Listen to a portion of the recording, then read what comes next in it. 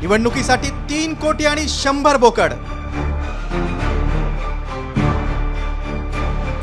निवडणूक खर्चावरून आमदार गायकवाडांचं वादग्रस्त विधान। विरोधकांचा सत्ताधाऱ्यांवर निशाणा।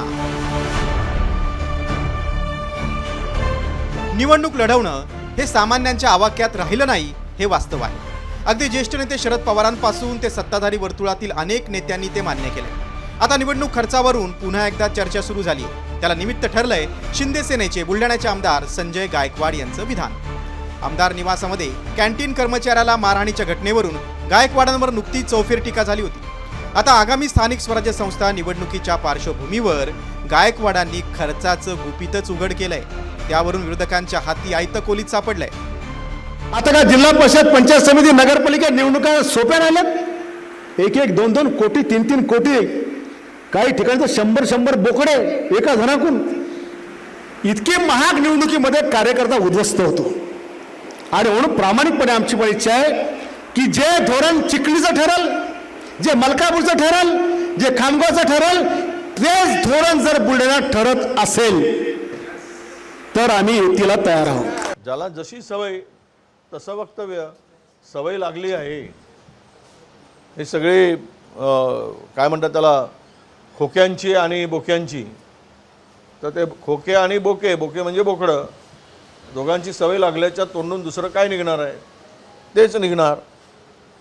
आणि त्यामुळं त्यांच्या पोटात जे होतं ते ओटात आलं। संजय गायकवाड कधी कधी सत्य बोलतो आणि सत्य बोलून सत्य करतो। गायकवाडांच्या या वक्तव्यावरून भाजपनेही हात झटकलेत।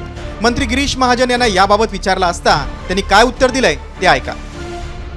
आमदार संजय गायकवाड यांचं एक विधान आहे की स्थानिक स्वराज्य संस्थांच्या निवडणुका लढवण्यासाठी 3 कोटी रुपये खर्च होता, 100 बोकडं कापले जातात असं शिंदे गटाच्या संजय गायकवाड आमदारांनी म्हटलंय। हे खरं आहे का? काय माहित बाबा, आता गायकवाड नेहमी बोलत असतात, तुम्ही काही फार ऐकत नाही, लक्ष देत नाही त्यांचं।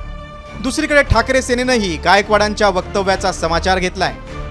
म्हशी बोकडं रेडे कापू नाही, कटकट त्यांच्या मागेच आहे। त्यामुळे आम्हाला हे न रुचणारं, न पचणारं आहे। आम्हाला बाळासाहेबांचे आशीर्वाद, आम्हाला नेतृत्व जे संयमी आहे, जे उद्धव बाळासाहेब ठाकरे, जो धडाडीचा युवा नेता आहे, जो आदित्य ठाकरे, आम्ही त्यांच्या नेतृत्वाखाली लढतोय।